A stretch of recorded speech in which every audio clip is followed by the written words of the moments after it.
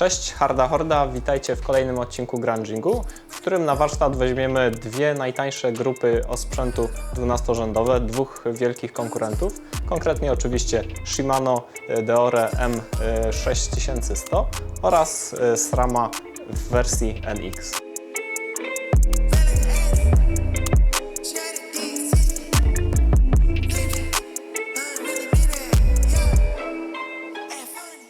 Założeniem odcinka było porównanie dwóch dwunastek wielkich konkurentów, czyli Shimano oraz SRAMa.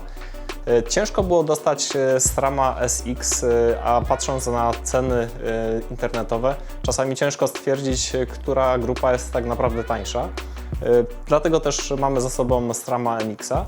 Trzeba też przyznać, że między najtańszą grupą SX oraz NX różnica technologiczna jest naprawdę niewielka. Postaramy się zatem porównać te dwie grupy, oceniając je przede wszystkim na podstawie doświadczenia w jeździe na poszczególnych komponentach, biorąc pod uwagę oczywiście wygląd oraz technologiczne rozwiązania. Zawsze uważałem, że siłą dobrego napędu MTB jest kaseta. To ona w dużej mierze odpowiada za precyzję działania napędu, zwłaszcza że już dawno wyrośliśmy z przednich przerzutek. Ona również odpowiada za generowanie masy w rowerze, masy, którą niestety przyjdzie nam po prostu wytaszczyć później pod górę. Różnica technologiczna w wykonaniu najtańszej i najdroższej kasety jest oczywiście olbrzymia, zarówno w Shimano, jak i w SRAMie. Moim zdaniem jednak najbardziej widać to w kasecie SRAMa. Ta, którą tutaj mam w dłoniach, waży 610 gramów, czyli można powiedzieć, że 2 razy więcej niż ta wykonana na najwyższym wypasie. Różnica spora, ale cena jest więcej niż 2 razy niższa. Oczywiście nie każdy na takiej kasecie będzie chciał się ścigać w uphillach i niektórym masa może nie przeszkadzać. Każdy oczywiście dostosowuje napęd do swoich potrzeb. W zeszłym roku prezentowaliśmy Wam nową grupę 12-rzędową SRAMa SX. Przez wielu z Was i również przeze mnie było to odebrane jako powielenie tego, co mamy tutaj obecnie, czyli SRAMa NX z jeszcze tańszą, bardziej ubogą przerzutką, między innymi bez sprzęgła. Mało wtedy było wiadomo o całej grupie i do dziś na Bike Rumor możecie przeczytać, że kasetą dedykowaną właśnie do SRAMa SX jest ta z NX-a. Później po jakimś czasie pojawiła się informacja na stronie SRAMa, że jest jeszcze cięższa kaseta dedykowana właśnie do tej najniższej grupy, ale ktokolwiek widział, ktokolwiek wie, ciężko oczywiście ją dostać gdziekolwiek w sprzedaży. Jeśli chodzi o zakres najtańszych kaset SRAMa, no to mamy tutaj niestety najmniejszą koronkę 11-zębową, największa oczywiście 50. Był to wyraźny ukłon w stronę tych, którzy chcieli jak najtańszym kosztem upgrade'ować napęd, swój stary napęd do 12 rzędów, bez ukrytych kosztów, czyli oczywiście bez wymiany bębenka na XD. Technologicznie kaseta SRAMa to oczywiście klasyk. 4 największe zębatki są połączone ze sobą na aluminiowej powierzchni. Cała reszta jest zakładana bezpośrednio na bębenek. To oczywiście zawsze generowało problemy z zadziorami na bębenku. Kaseta jest pokryta śliską powierzchnią, co moim zdaniem dużo lepiej sprawdza się w utrzymaniu czystości względem tych wykonanych czy pokrytych matową powierzchnią. Zupełnie inaczej sprawa wygląda w Shimano. Tutaj jako najmniejszą zębatkę mamy 10, największa to 51. Daje to oczywiście bardzo duży zakres na kasecie. Japoński producent nie miał również zamiaru przejmować się posiadaczami starych rozwiązań i żeby korzystać z najtańszej 12 musimy również uzbroić się w bębenek Microspline. Rozwiązanie Microspline znajdziemy we wszystkich nowych kasetach 12-rzędowych Shimano. Jeśli chodzi o rozwiązanie technologiczne tej kasety, tutaj 7 największych przełożeń mamy zespolone ze sobą tym właśnie łącznikiem z tworzywa sztucznego, a kolejne zębatki są zakładane właśnie już na bębenek Microspline. Wiele wypustek właśnie w tym bębenku powoduje, że prawdopodobnie nie będzie już problemu z uszkodzeniem samego bębenka. Co mi się podoba w kasecie Shimano, no to oczywiście 2 największe przełożenia. Zanim wrzucimy opcję piknik, mamy jeszcze tutaj 45, no i oczywiście później wskakujemy na 51. W SRAMie wygląda to trochę inaczej. Mamy przeskok z 42 na 50, co moim zdaniem generuje naprawdę duży skok. Warto jeszcze zwrócić uwagę na sposób zakończenia zębów w obydwu kasetach. Ta w SRAMie jest wyraźnie grubsza i tylko końcówki są bardziej wycieniowane. Moim zdaniem dzięki temu kultura pracy na łańcucha na właśnie kasecie SRAMa jest znacznie lepsza i przypuszczam, że również jest ta kaseta bardziej trwała niż ta Shimano. Zupełnie inaczej wygląda to w kasecie Shimano. Tutaj dzięki technologii Hyperglide Plus zęby są wycięte zarówno od wewnętrznej, jak i zewnętrznej strony. To ma powodować, że zmiana przełożeń na kasecie zarówno w górę, jak i w dół będzie bardziej płynna. Warto jeszcze wspomnieć, że obydwie kasety pozbawione są aluminiowych koronek i obydwie wykonane są praktycznie w całości ze stali. Naszym zdaniem zarówno jedna, jak i druga kaseta ma wiele plusów i oczywiście kilka minusów. I naszym zdaniem, jeśli chodzi o kasety, werdykt jest 1:1. Kolejnym bardzo ważnym elementem, po którym oceniamy jakość działania napędu 1X, jest oczywiście przerzutka. Od wielu lat bardziej ceniłem w tej dziedzinie SRAMa, zwłaszcza za niezawodność we wszystkich warunkach, w których jeżdżę. I chyba widziałem już zbyt wiele pourywanych przerzutek Shimano, które słabo sobie radziły z pierwszą warstwą błota na zawodach. Ja osobiście od wielu lat katuję przerzutkę SRAMa, głównie jest to przerzutka X0 i odpukać nieźle to jedzie. Dobrze, że do porównania mamy NX-a, ponieważ między NX-em a SX-em na przerzutce mamy największe różnice. Przede wszystkim brakuje w SX-ie sprzęgła, które mamy tutaj właśnie w NX-ie.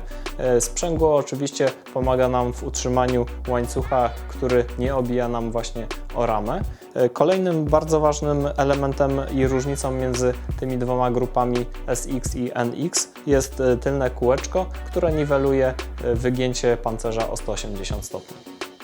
Coś, co mnie kupuje w SRAMie, to na pewno blokada wózka przerzutki. Jest to mały element, ale jest to element nie do przecenienia, zwłaszcza dla osób, które bardzo często wożą swój rower w samochodzie. Wówczas dzięki tej blokadzie zdejmowanie tylnego koła jest bajecznie proste.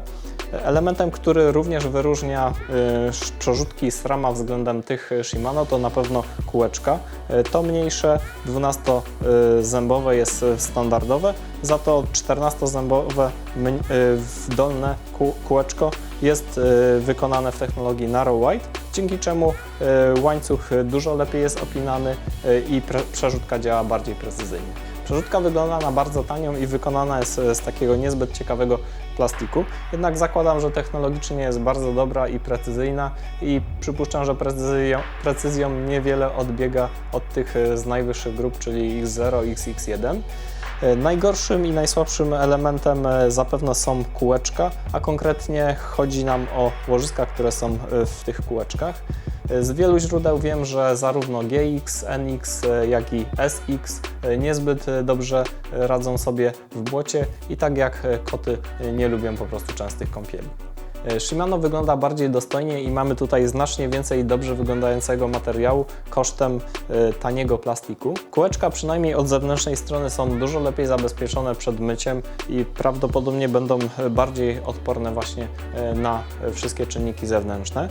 Obydwa kółeczka są 13-zębowe i oczywiście wykonane bez technologii Narrow Wide. Nie lubię sprzęgła, które jest w przerzutkach Shimano i już sam widok tego przełącznika mnie lekko zniechęca. Na zjazdach zamiast myśleć o tym, czy zamknąłem garaż, zastanawiam się, czy sprzęgło jest włączone. Nie ułatwia to również zdejmowania tylnego koła, tak jak jest to u konkurentów, czyli w SRAMie, a zmiana przełożeń w górę odbywa się znacznie trudniej i ciężej niż u konkurentów. W tej batalii zdecydowanie moim zdaniem wygrywają Amerykanie. Manetki. Warto wspomnieć, że są, choć moim zdaniem nie jest to aż tak istotny element całego napędu. Obydwie grupy działają oczywiście bardzo precyzyjnie. SRAM na pewno kupuje mnie, jeśli chodzi o wygląd samej manetki oraz ergonomię przycisków.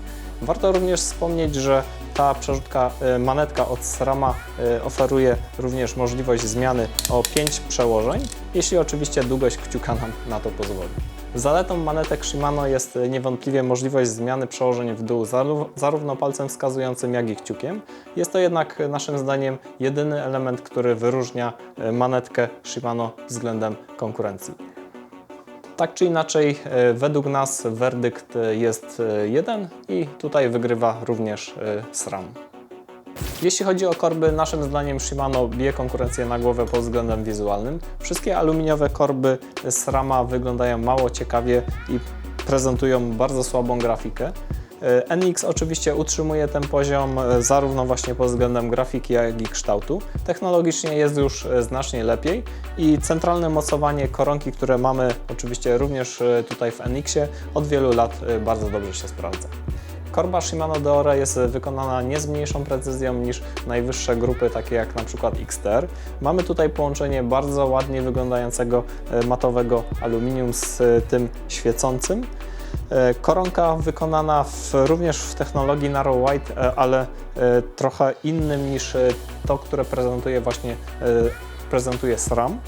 Całość jest udekorowana bardzo ładnie i elegancko wyglądającym, mieniącym się napisem Deore.